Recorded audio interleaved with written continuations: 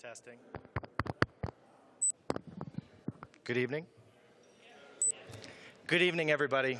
I think our first speaker of this whole symposium really needs no introduction. Let's face it, if we spent 2.5 minutes in ufology, I think if we look into it at all, we come up with two things: the Roswell incident and the name Jesse Marcel. Most of us know the story of Major Jesse Marcel in the United States Air Force. His analysis, discovery of the Roswell wreckage on Mac Brazel's ranch. But part of the story that isn't as well known is that he took some of that wreckage home with him and showed his wife and his son. His son, Dr. Jesse Marcel Jr, is here to discuss what he saw that night when his father came in and woke him up with what could be some of the most startling evidence of the existence of UFOs. I'm very excited to hear that later this fall he's releasing a book titled Roswell, It Really Happened. And in it he recounts, as what he says, just like it happened yesterday, his experience seeing all of this wreckage. Let me not waste any more time, but welcome to the stage Dr. Jesse Marcel Jr.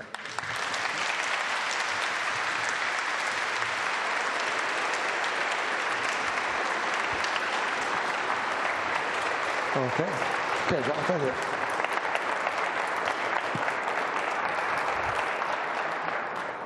Well, I wish to say it's really a distinct honor to be before this group here talking about Roswell, which is an event I kind of inherited because I guess I'm one of the last ones to be around to be able to talk about this. But I really appreciate the invitation. It's a real honor for me. And what I'd like to do first is to kind of show some slides of the universe, of our galaxy and the structures in it, which give a basis for life elsewhere. You know, we have developing planetary systems, and the Hubble telescope has been a very key instrument in developing this. So if I could have the pictures, please. This is actually an artist's rendition of what's called Beta Pictoris. This is a fledgling star that has a dust disk around the orbit of this thing, and the dust is now beginning to form planetary bodies around that, and that's what you are seeing there. But Beta Pictoris, it's a fledgling star system which is maybe a few billion years will be like us, but it's just now getting off the ground there. This is just one of the wonders that we see in our own galaxy here. This is taken from the Eagle Nebula. Each one of those pillars is about 1 light year in length, which is many trillions of light year, not miles there. Now, in this collection of dust and gas, stars are now beginning to form. You don't see them because they're obscured by the dust of the structures there. And here we are starting to come into some planetary disks that are developing like Beta Pictoris. Now, these are actual photographs of protoplanetary disks. And these are hundreds of light years away.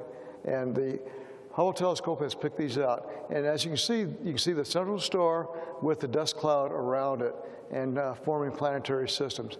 Probably no planets yet, but there will be developing in due time. Now, this is another star system which the star is being obscured by the dust around it. You can see the central star, but then you have this veil of dust around it. Again, another developing planetary system. So planetary systems are all over the place. There was a time not too long ago that we had no proof that planetary systems were anywhere except right here. But now Hubble telescope is picking these objects up. Another picture of Beta Pictoris, and this is where the central star has been blocked out by a screen, and it shows you the dust disk around it. Again, that little wave that you see there in the dust is where a planet is now forming. It's distorting the orbital pattern of the dust, and it causes a wave-like pattern. So they know that planets are forming in that region there. This is just another dust. I have a lot of pictures that shows developing star systems. These are all planetary systems that are developing stage right now. And who knows, one of these may have an Earth-like planet several billions of years down the road.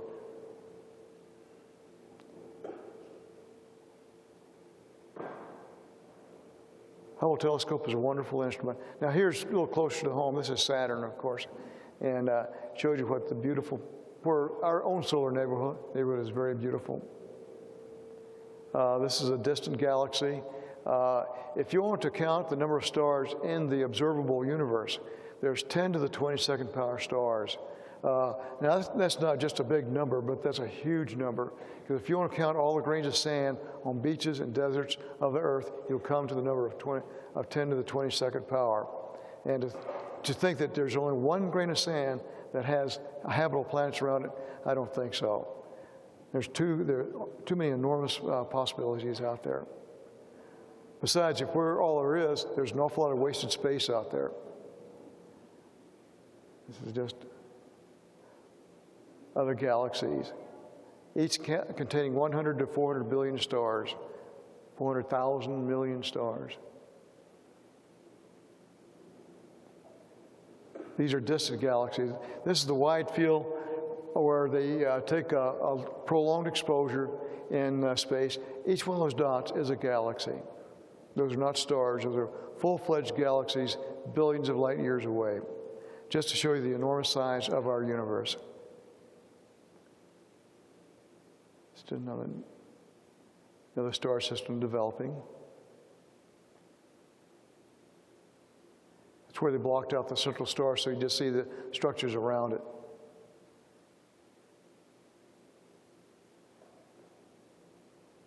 That's quite a beautiful sight.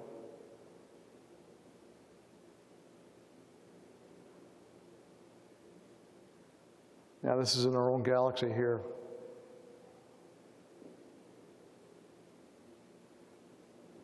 Well, just to give you an idea that there's a lot more to the universe than just here. And with that in mind, it's not hard to believe that there's a lot of other beings out there, many of which are maybe just like us, because I do feel that our features are probably common everywhere.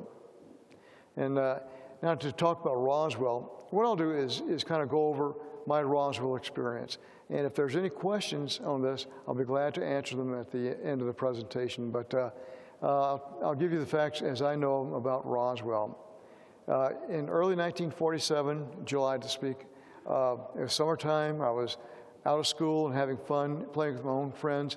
And I remember my dad, who was the Air Force intelligence officer at the Roswell Army Airfield, coming into my bedroom late at night, maybe early in the morning, waking myself and my mother up, getting us out of a sound sleep to look at some debris that he had brought in from some sort of a crash site out in the field. Because as a base intelligence officer, it was his job to investigate aircraft accidents and unusual things pertaining to security matters. But anyway, he got us up, and I walked into the kitchen, and he had already pre-positioned a lot of debris on the floor. There's what looked like junk to me, because it was just like a foil-like debris. There's black plastic stuff and some beam-like material.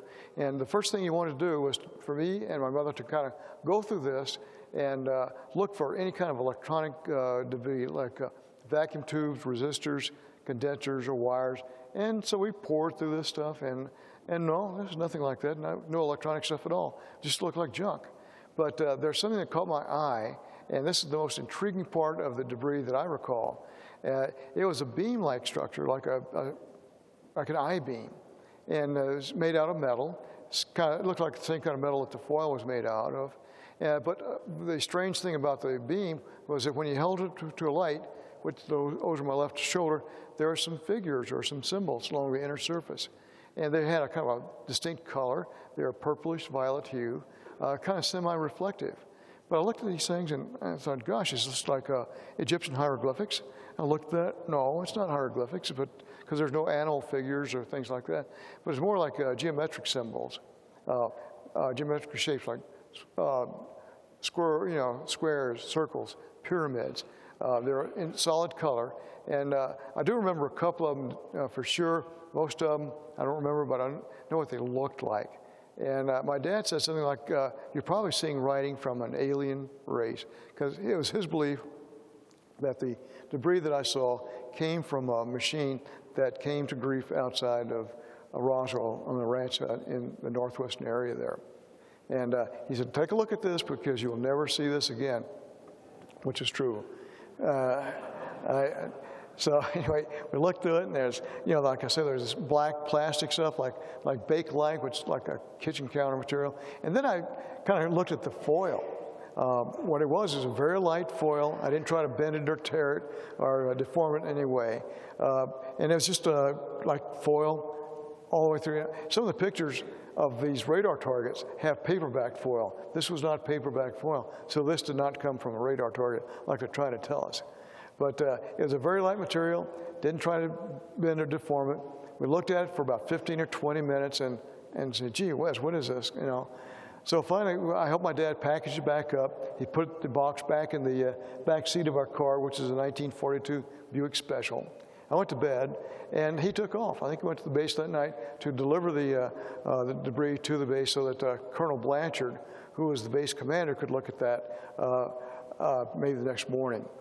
And as I understand, he was gone for a day or two from the house. I didn't know where he was, but I didn't care because I was having fun riding on bicycles with my friends.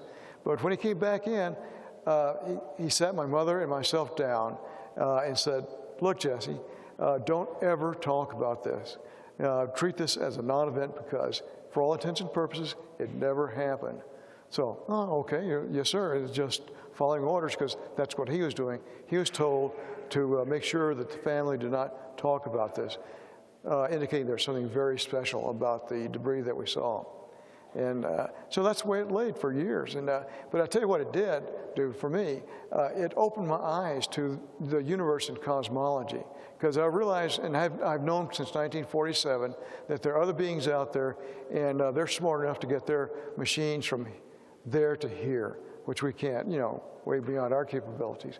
But we're kind of knocking at the door ourselves in this with our planetary probes, and some of them are going out into interstellar space, like the Pioneer and the Voyagers.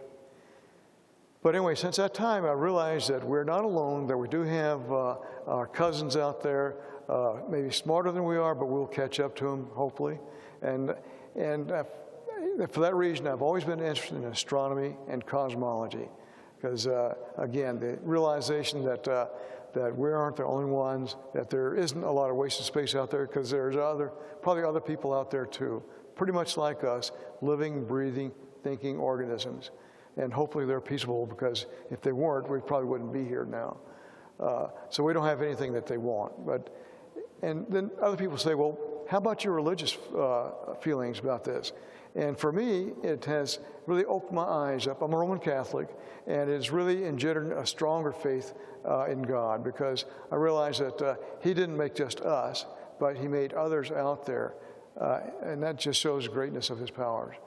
But anyway, to get back to the story there, we didn't talk about this for several years. I guess my dad didn't talk about it either, except occasionally on his ham radio. He was a very avid ham radio operator. He would talk to his friends out there about something that's strange happened in Roswell. And he talked about maybe this was an interplanetary spacecraft of some kind. And he talked about that, so they'd batter back and forth. And I guess there are some people who said there were bodies out there, the crew members, that was in a separate site. Well, my dad never saw that, because if he'd seen anything like that, yeah, he would have told us about that, but he didn't. So I think there's two separate areas that they were investigating. There was the debris field, which was the debris that I saw, but there might have been another crash site where the bulk of the craft came down, and if there was crew members, that's where they were. But anyway, the people who saw the debris field never talked to the people who saw the other site, because that's the way the Air Force kind of keeps us under wraps, by compartmentalization. So they did everything to keep people from talking with each other about this.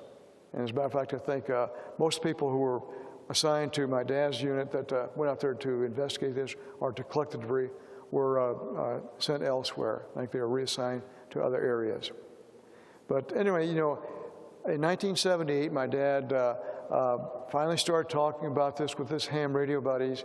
And as it so happened, Stan Friedman, who was a UFO investigator, was in Baton Rouge giving a lecture to some people about the UFOs. And one of the people in his audience was one of the ham guys that my dad had talked to. So after Stan finished talking, this gentleman came up and says, you know, you need to talk to Major Marcel or Jesse Marcel, who lives down in Houma. And Stan was, well, why? And then he went over the story about what he might have seen in Roswell. So Stan is one who came down, interviewed my dad, and really got the story off the ground. Because I don't think it would be anywhere in the news right now had Stan not involved himself with this. But again, we never really talked about this. We always knew what was there, and I never really talked about it either, even with my friends. But I always had this thing in the back of my mind that, hey, we're not alone. There's others out there, and they can get here from wherever they come from. And for some reason, our government is kind of keeping this under wraps. I don't know why. But I know they've done everything they can to maybe change my story. As a matter of fact, my wife, Linda, and two of our kids were going down to Roswell for the 50th anniversary. And I'd gotten a call before we left, and somebody knew that we were going down to Roswell, and they said, we understand you're going to Roswell. I said, that's right, with my family. They said, well, we want you to stop in Socorro, New Mexico, because there's a gentleman there who I want you to talk to. And as it turns out, that was a Professor Moore there. And he's brought, when we got to Socorro, I called Professor Moore, and he brought a raw and target into our hotel room, explaining that this is what I saw. And I said, I'm sorry, this is not what I saw. I tried to point out the differences between what I had seen and the differences in what a radar target actually is made of. Radar target is actually paperback foil with balsa wood sticks, with the foil being affixed to the balsa wood with Scotch tape. And he thought that maybe the patterns or the designs he'd seen was on Scotch tape, but he drew representations of what the tape looked like, and unfortunately, fortunately, it was not the same at all. First of all, the Scotch tape was an inch wide, and these are flower patterns that he'd drawn for that. But what I saw was not flower patterns, and they're very much smaller than the flower patterns anyway. And the figures I saw were solid symbols, not line drawings. And I asked him that, well, okay, so you think that what I saw was a raw one target? He said, yes, that's what you saw. I said, well, the foil did not have paper back on it. And I asked him, were there any raw targets that did not have paper backing? And he said, yeah, the Navy used them, but they weren't used in Roswell, or at least in New Mexico at that time. So I said, this is not what I saw. And he said, yeah, this is what you saw. And that's the way it ended right there. Very nice gentleman, but we agreed to disagree on this thing, because I know what I saw, and he did not bring anything like what I'd seen into our motel room that night. Very nice gentleman. So there's too many differences in what I'd seen there. But the Air Force is really trying to get people to change their stories. That was one way. And earlier, before that happened, I got a phone call from Lieutenant McAndrew, who was in the Air Force. And I was a colonel in the National Guard at the time. And he called the office and he said, Colonel, we need your help. I said, yes, Lieutenant, what can I do for you? Well, sir, we understand you saw some debris in Roswell. I said, Roswell? Oh, you mean that? Yes. Yes, well, you tell me all about that. Describe what you saw. So I went down through the litany of what I'd seen there, and he said, well, we think you saw a rolling target. I said, I'm sorry, I know what a rolling target looks like, but that's not it. And I started pointing out the differences between the rolling target and the debris that was on our kitchen floor the night.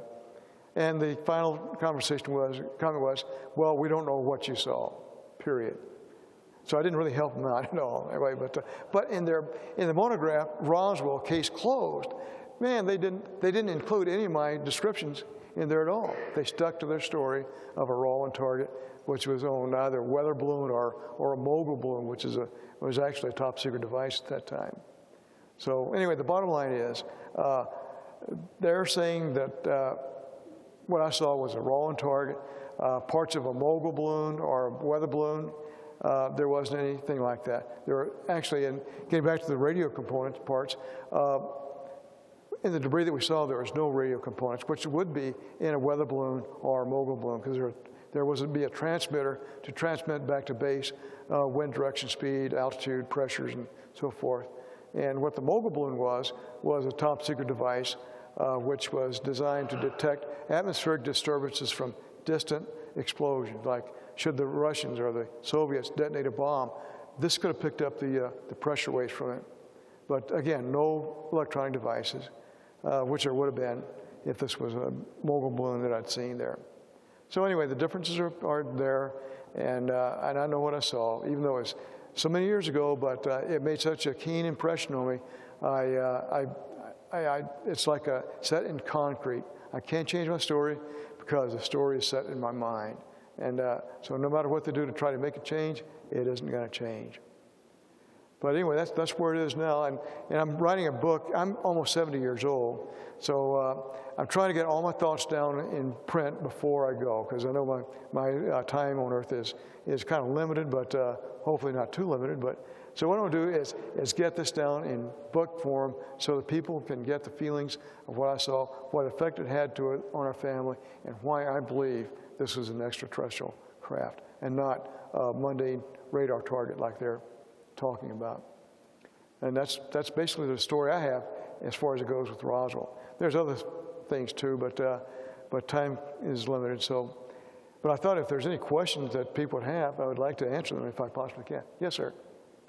When your dad showed you the debris, how much debris was there? The volume of debris was, it would maybe a couple of cubic feet, because the boxes that came in fit in the back seat of the car, and it was enough to cover. Our kitchen floor was about the size of this platform right here, but it covered it.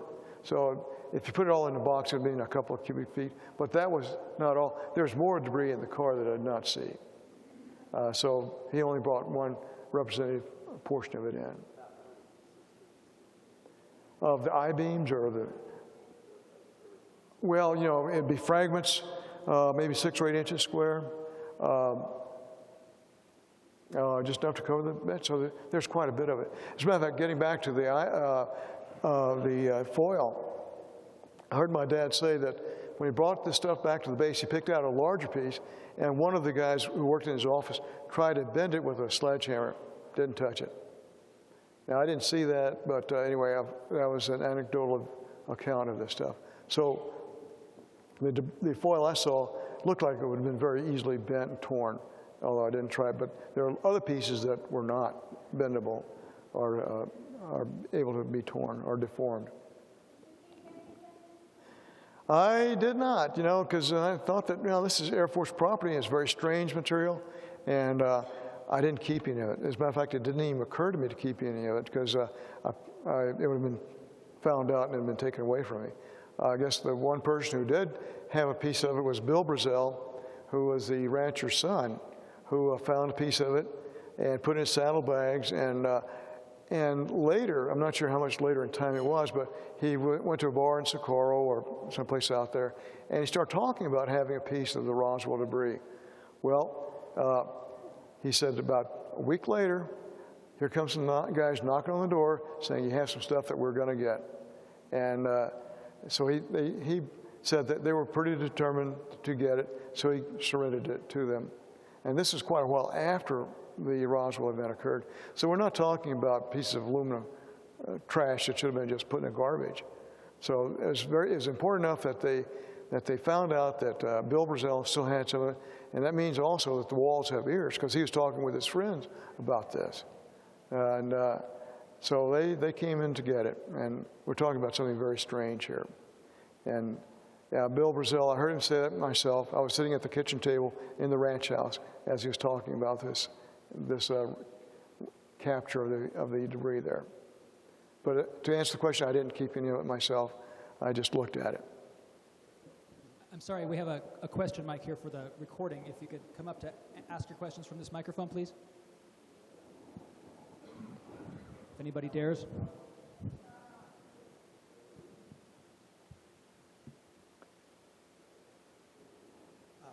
Mr.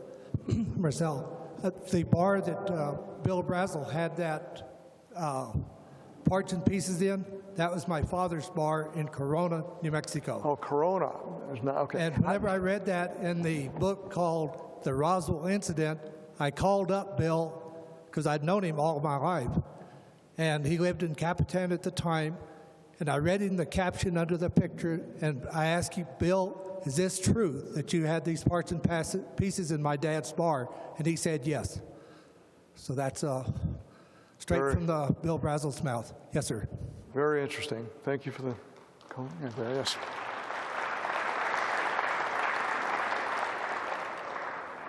Mr. Marcel, pleasure to meet you in person. Yes. Quick question. Not too sure if you saw the series, but Steven Spielberg's produced and directed Taken.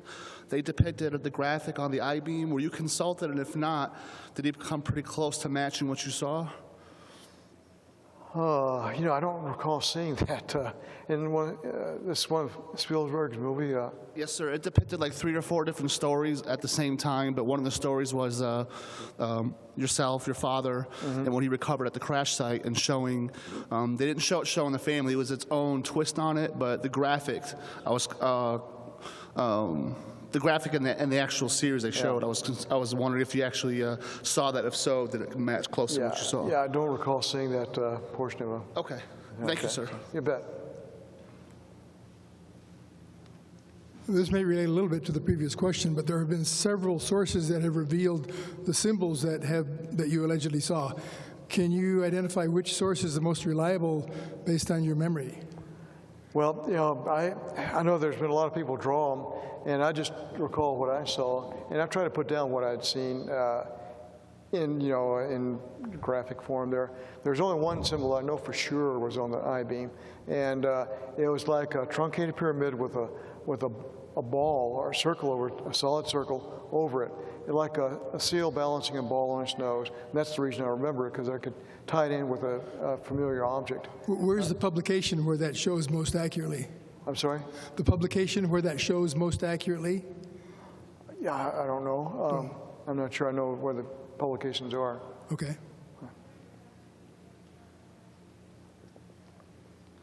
How you doing, Jesse? Yes. Jesse, I saw a special on the Roswell thing with Ryan Gumbel. I don't know if you're familiar with that special. It was on TV. They did a computer enhancement of the letter that Colonel Ramey had in his hand.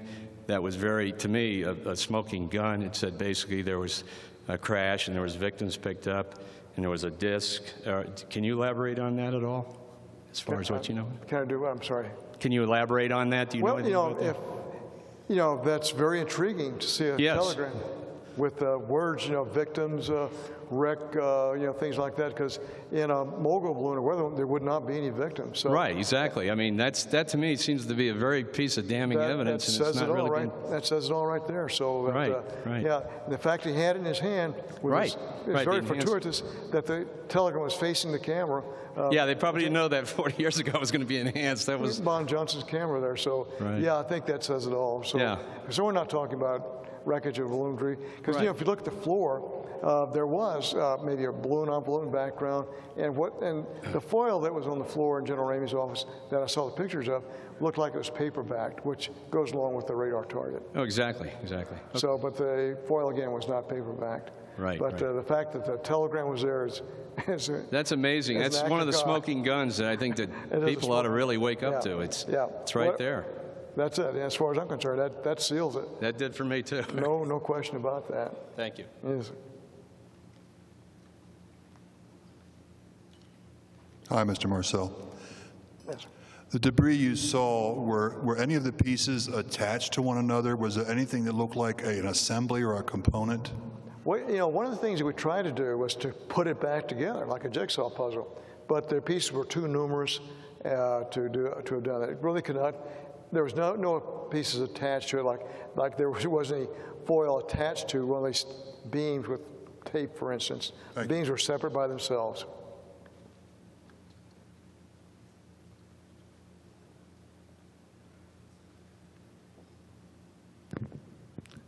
Hi, Dr. Marcel. Yes. My name is Phil Torre. I'm from ICAR representative. One of my questions were from one of our news groups was, are any of these materials, were they touch sensitive, or were they mentally affecting you at all? I mean, like connection, like.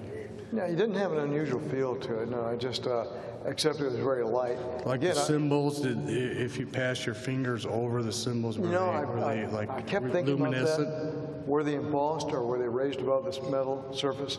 You know, I didn't try to like rub across them and see if they were embossed or whatever. If you turned them, or were they at all like, you know, luminescent, different, like at all? I'm having a hard time understanding this, but they were kind of touch sensitive is what I'm trying to say. Were they touch sensitive? If you put your finger near them, were they luminescent? I don't think I touched them. Did you feel any kind of sense of connection to them? You know, they were written on the inner surface, and I didn't rub my finger to touch them. I just held the bar up like that and looked at the symbols because the light was over my left shoulder, and they were reflected. Now, was this? But I didn't try to touch them. Were these eye beams, you say, so to speak, were they shaped as an eye, like? Yeah, you know, if you know, like in construction, you have I beams for structural rigidity. That's what this looked like to me. At least this is what I remember seeing. Other people don't remember seeing that, but I remember seeing this like a 3/8 of an inch cross-sectional area beam with a configuration of an I beam. I don't recall if the ends were fractured, like it was broken. They might have been cleanly cut, and you know, and again, I didn't try to touch the symbols, but I just held up just very carefully because I didn't know what I was looking at. Sure. But so I held up the light there, and the symbols was purplish violet, you know, reflective, almost like a metallic reflection. Was there any connection with like what they show on as a, you know, a rebuttal from what you said on like you know, like the documentaries? Were they like the mogul balloon symbols at all to you? I mean, what you seen as far as what they show on TV? No, I've never seen anything like that since. Different, totally different than what they show. Totally different there. Thank you very much, sir. Again, these were supposed to be flowers on Scotch tape. Well, this was not flowers on Scotch tape. Obviously. These are symbols on the inner surface. I don't know whether they're embossed or raised up or whatever, because I didn't feel them or touch them. I just was handling them very carefully because they didn't change colors or anything like that as you turned them, or did you touch them, or any kind of luminescence? Well, I didn't understand. There's something wrong with the system. Okay. I'm not getting your question. Thank you, sir. Okay, you bet. Dr. Marcel? Yes. I think I saw this on television where they tried to depict the story, and they had the foil, and they crinkle it up and put it on the table, and it becomes real smooth, and they crinkle it up and put it on the table, it becomes real smooth. Is that what happened? I didn't see that. I've heard other people describe that. You've probably seen that on TV. Oh yeah, I've seen that on television, but I didn't see it in the original samples because I didn't crumple it up or try that. I wish I would have, but was it super smooth? It was smooth, yes, very smooth, and like a aluminum wrap of today. You know, kind of shiny reflection on one surface, kind of dull finish on the other surface. But it wasn't a deal where you crinkle it up and it became like water smooth again. Yeah, some people describe that. I didn't see it, so I can't say for sure that really was true. Thank you. And I can only talk about what I saw. Dr. Marcel, first, thanks for your service in Iraq. Oh, thank you. Appreciate that.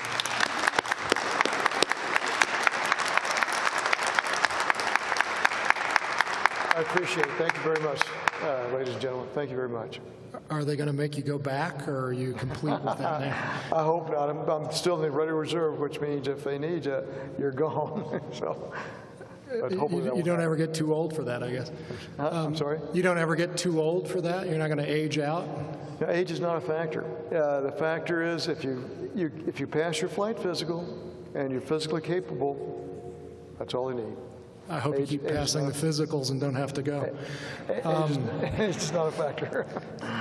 I'm just wondering if you think there's any possibility that there's anything at all left out on the Foster Ranch area or further away, if there could be a little bit of something still out in that desert. Well, you know, that's a good question, because years later, you know, my dad was still living in Louisiana, and I'd call my parents once a week from Helena, and he had just come back from the ranch, because I think one of the television stations in New Orleans had flown him out to the ranch to the debris field. So when he got back, I called him. I said, well, look, isn't there any of this debris left? And he said, oh, no. They vacuumed that up totally.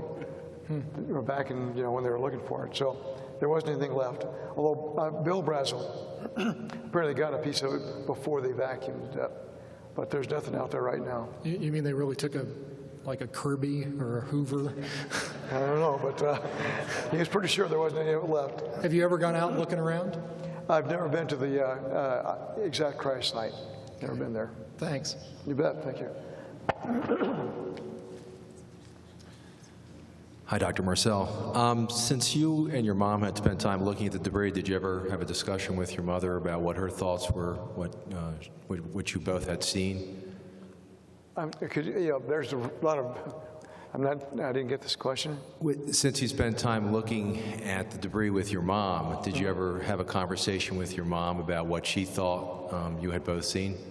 Well, you know, again, we didn't really discuss this because we weren't supposed to, but, you know, I guess on an offhanded way, we'd say that, yeah, you remember that stuff in Roswell? And we kind of compared notes. And she recalled the same thing that I saw as well as my dad. You know, this is years after the event, though. But immediately after this, we didn't talk about it because we weren't supposed to, so we didn't. But years later, we started discussing what we saw, what we thought it was, and so forth and so on. And the memory of this is the same as what I recall. Did she think that also that this was something not of this world? She didn't cast any opinion that I remember. I'm sure she had one, but I'm not sure what she thought about it. But I don't have to be convinced about that.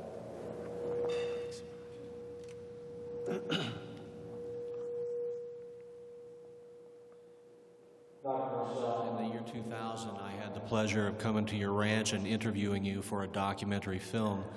And it's been an impression on me that will last the rest of my life. And there's some things that we had talked about that did not end up in the documentary, and you had asked that I sit on it for a while until things have progressed. And hence doing so, is there anything else that you can talk about besides generally, and I want two questions, what you discussed now? And one other thing, a lot of people have seen this documentary, and you're one of the biggest impressions when I get reviews on this documentary. And just about everybody wants to know, because you say that your father told you not to talk about it. The military said not to talk about it. But now you're talking about it, and now more than ever. How are you getting away with talking about it when they tell you not to? Have you been, and this is the biggest question, has anybody come to talk with you and say, hey, we really don't want you talking about this? Has that happened to you, and have you just gone about your business and presented it anyway? No, you know, they've never come to me and said, don't talk about this, because I've already talked about so much already that it's too late for them to do that. Besides, if they did, you know, then that would be proof positive that there's something very strange about this. But I was never approached by military. The only military person who approached me was my dad. He says, don't talk about this. But here we are talking about this years later, but it's time, you know, it's really time. And that's why my dad started talking back in '78. This is years after the event. And he thought it was time to let the public in on what he saw and what he feels. So Well, yeah, I it's think time. you're doing a great job, and we all appreciate what you're doing. Well, thank So you. thank guys. you. Thank you.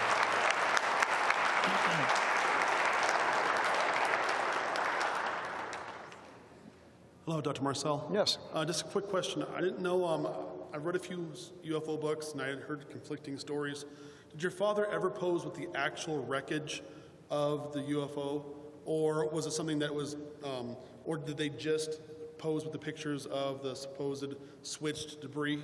If we could elaborate on that at all. Yeah, I've never seen him with pictures of what I saw on their kitchen floor. I've seen several of Bon Johnson's photographs of my dad. One of them, he's holding an obvious radar target. I mean, it's very obvious what it was.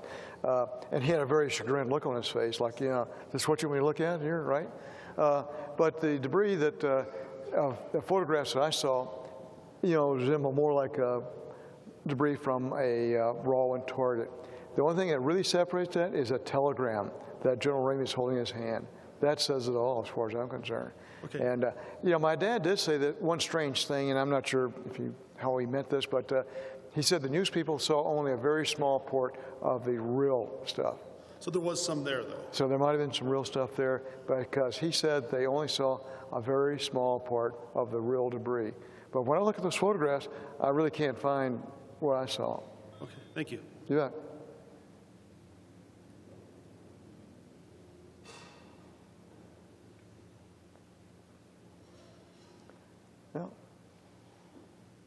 Well, any more questions? If not, you know.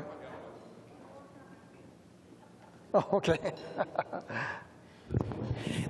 Your father had considerable expertise at the time in his field, and when they told him, change your story, I'm sure he was following orders. Did that bother him over the years? I mean, that in a way that they'd concocted this other story to sort of disrespect him and his expertise? I don't think it ever bothered him. It certainly didn't bother me. Like I say, he was following orders, and you know,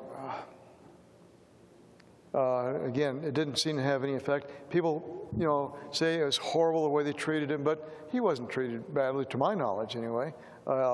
He was not taken to the woodshed, so to speak, about this thing. So he really didn't bother him. You know, he knew what the cover story was. He said, "I actually helped cover the story up." You know, he's actually participated in the cover-up. So, being a good soldier, he didn't seem to bother him any. Thank you. Yes, sir.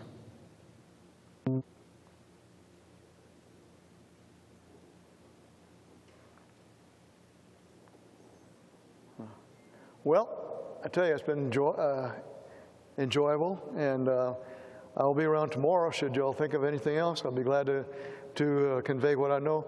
But what I have is a very small, very narrow perspective of the Roswell event. I saw the stuff for a total of 15 or 20 minutes, and as a child, I was 11 years old, but I was a very impressionistic person because I remember what I saw. And so my part of the Roswell event took place on the kitchen floor, you know, I don't want to say how many years ago now, but I still remember it, and but I know what it was. I know what it was, and I know what it wasn't too. That's more important. I knew what it wasn't. It was not a radar target or part of a mogul balloon or weather device there. So, but anyway, it's been an honor to talk to y'all, and again, I'll be around tomorrow if you have anything else there. So, okay. Okay.